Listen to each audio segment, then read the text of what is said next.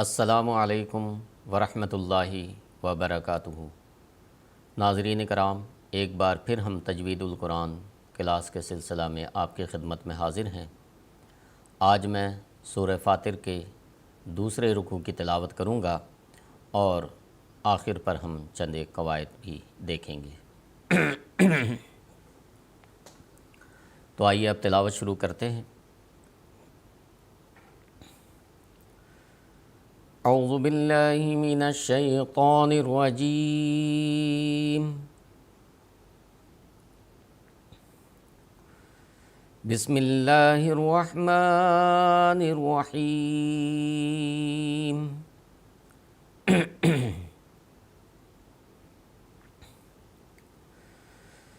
افمن زین له سوء اعماله فرآه حسنا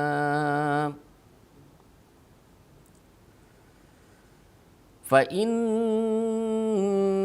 الله يضل من يشاء ويهدي من يشاء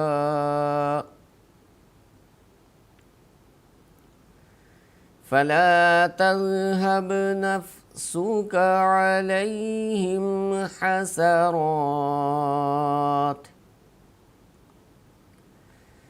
إن الله عليم بما يصنعون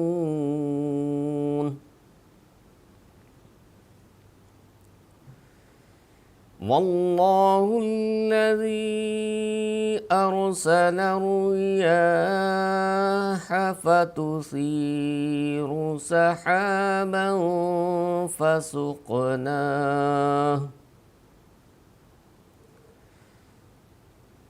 فسقناه إلى بلد ميت فأحيينا به الأرض بعد موتها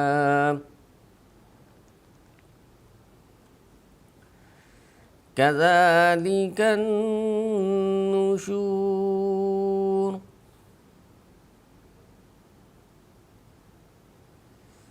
من كان يريد العزة فلله العزة جميعا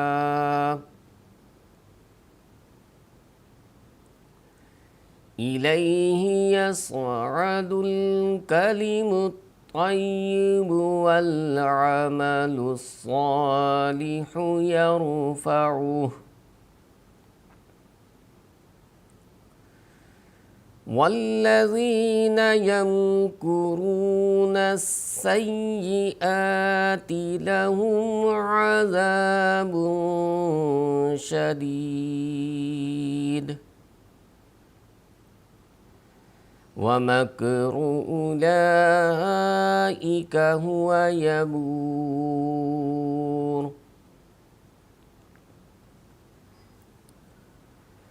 والله خلقكم من تراب ثم من نطفة ثم جعلكم أزواجا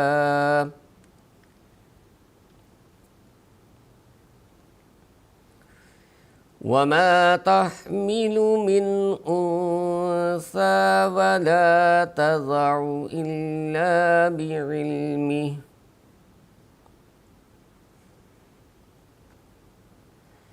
وما يعمر من معمر ولا ينقص من عمره إلا في كتاب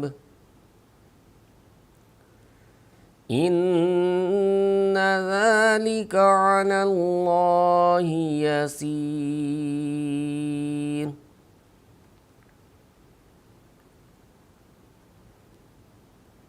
وما يستوي البحران هذا عذب فرات سائغ شرابه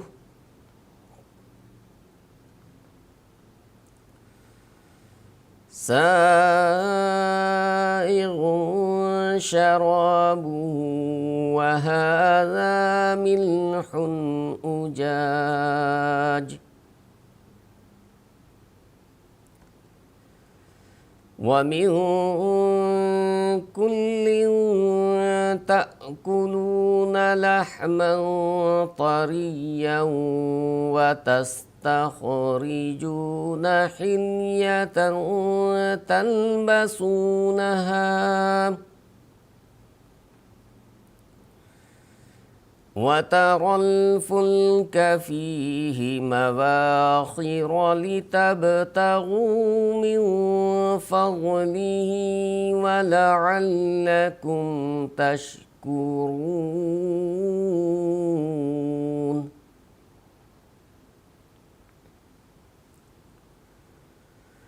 يولج الليل في النهار ويولج النهار في الليل وسخر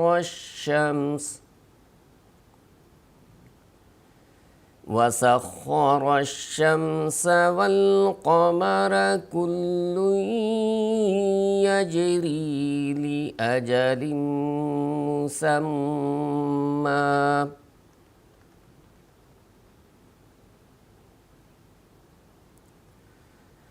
ذلكم الله ربكم له الملك والذين تدعون من دونه ما يملكون من قطمير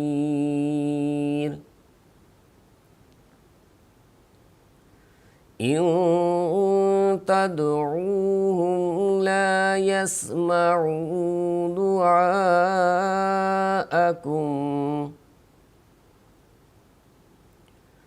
ولو سمعوا ما استجابوا لكم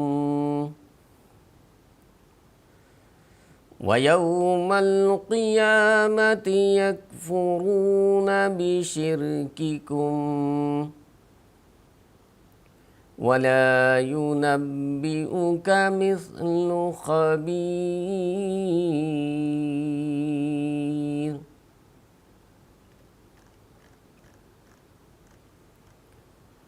آئیے اب ہم کچھ قواعد پر بھی نظر ڈال لیتے ہیں۔ افمن نون ساکن کے بعد زے ہے جو حروف حلقی میں سے نہیں ہے، اس لیے ہم یہاں پر نون ساکن کا غنہ کریں گے، اور یہ غنہ اخفا کے ساتھ ہوگا۔ اخفا کے معنی چھپانے کے ہوتے ہیں۔ تو جب نون مشدد کا غنہ ہوتا ہے، جب جس نون پر تشدید ہوتا ہے اس کا غنہ جب کرتے ہیں تو اظہار کے ساتھ کرتے ہیں، یہاں پر اخفا کے ساتھ ہوگا۔ میں پڑھ کر بتاتا ہوں۔ افمن زین، اس طرح سے افمن، نون کو پوری طرح ہم اظہار نہیں کرتے نون کا، اخفا کے ساتھ، اسی لیے کہتے ہیں کہ اخفا کے ساتھ ہوگا۔ اچھا، آگے زا کو ہم سخت ادا کریں گے، زا کو ہم سخت ادا کرتے ہیں۔ زین لہو، الٹی پیش کو ہم ایک الف کے برابر کھینچیں گے، مد ہے، سین کو بھی لمبا کریں گے۔ سوء عملہ، یہاں پر دھیان رکھیں، حمزہ کو الگ، عین کو الگ ادا کریں۔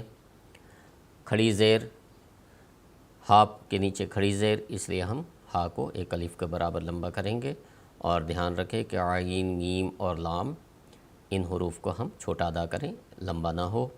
فراء حسنا، را کو پر کریں گے، را پر زبر ہے اس لیے را پر ہوگا۔ آخر پر جب ہم وقف کریں گے تو ایک الف کے برابر نون کو کھینچیں گے، نون کو کھینچ کر پھر وقف کریں گے۔ فإن اللہ، نون مشدد کا، نون مشدد پر غنہ ہوگا۔ اور اللہ کے لام سے پہلے چونکہ زبر ہے اس لیے اللہ کے لام کو ہم پر کریں گے۔ ضاد ہمیشہ پر کیا جاتا ہے، یہ حروف مستعلیہ پر حروف میں سے ضاد ہے، اس لیے ضاد ہمیشہ پر کرتے ہیں، پر ہوگا۔ اب یہاں پر دیکھیں کہ نون کے بعد یا ہے تو نون کا ادغام یا میں ہوگا، اور ادغام کے ساتھ ادغام کا کیا قاعدہ ہے؟ نون ساکن یا تنوین کے بعد یرملونہ میں سے کوئی حرف آ جائے، یا، را، میم، لام، واو، نون، تو یرملونہ میں سے کوئی حرف آ جائے تو ادغام ہوتا ہے۔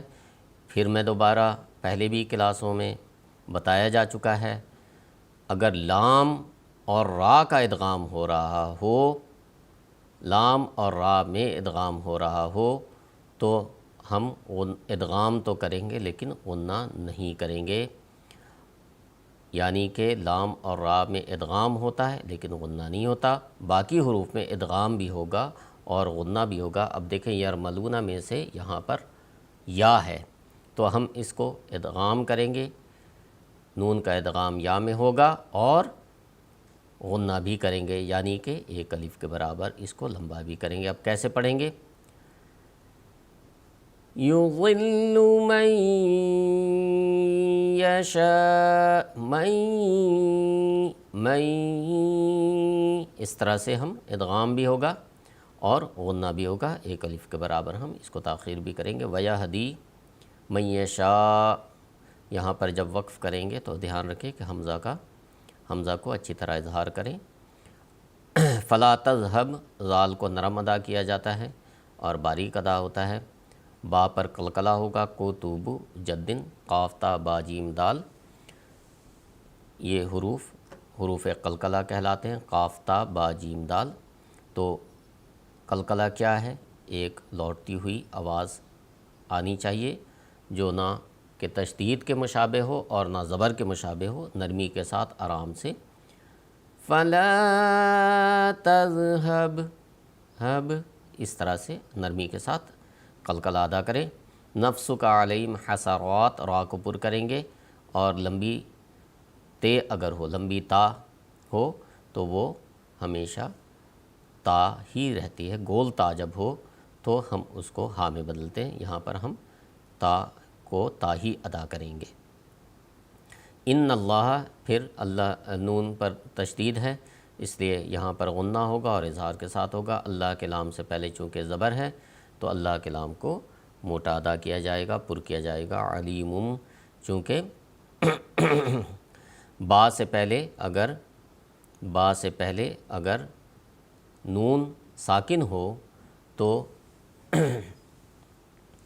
ہم اس کو با سے پہلے اگر نون ساکن ہو تو وہاں پر ہم اقلاب کا قاعدہ ہوتا ہے، یعنی کہ نون میم سے بدل جاتا ہے۔ اقلاب کا قاعدہ معنی یعنی کہ معنی کیا ہوتے ہیں؟ یعنی کہ بدل جانے کے۔ تو علیمن پڑھا جانا چاہیے تھا لیکن ہم کیا پڑھتے ہیں؟ علیمم، تو یہاں پہ کیا قاعدہ لاگو ہوا؟ اقلاب کا قاعدہ لاگو ہوا، یعنی کہ نون کو ہم نے میم سے بدل دیا، علیمن کی بجائے علیمم۔ تو نون ساکن سے پہلے، نون ساکن کے بعد اگر با آ جائے تو نون ساکن کو ہم میم میں بدل دیتے ہیں، نون ساکن کو ہم میم میں بدل دیتے ہیں۔ تو یہ جو میم اوپر لکھا ہوا ہے تو یعنی کہ ہم میم پڑھیں گے، نون نہیں پڑھیں گے۔ تو ہم کیسے پڑھیں گے؟ علیم، علیمن نہیں پڑھیں گے، علیم بما۔ دوبارہ سے ایک بار بتاتا ہوں کہ نون ساکن کے بعد اگر با آ جائے تو اقلاب کا قاعدہ آئے گا، اقلاب کے معنی بدلنے کے ہوتے ہیں، تو ہم یہاں پر نون ساکن کو میم سے بدل دیتے ہیں۔ صاد پر کیا جائے گا، صاد ہمیشہ پر ہوتا ہے، آخر پر جب ہم وقف کریں گے تو زبر کو ہم ساکن کریں گے اور ساکن کر کے ہم ہمیشہ رکتے ہیں۔ ہمیشہ یاد رکھیں کہ جہاں کہیں بھی وقف کیا جائے، چاہے وہ آیات کے بیچ میں بھی ہو، آیت کے بیچ میں بھی ہو، اور ہم نے وقف کرنا ہے تو جہاں پر ہم وقف کریں گے اس کو ہم ساکن کر دیں، اور آیت کے اگر بیچ میں ہم نے وقف کیا تو ایک دو الفاظ پیچھے سے دہراتے ہوئے پھر اس کو ملا کر ہم آگے بڑھیں۔ تو ناظرین کرام، آج کے لیے بس اتنا ہی۔ انشاءاللہ اگلی کلاس میں پھر ہم ایک نئے رکوع کے ساتھ حاضر ہوں گے۔ السلام علیکم ورحمۃ اللہ وبرکاتہ۔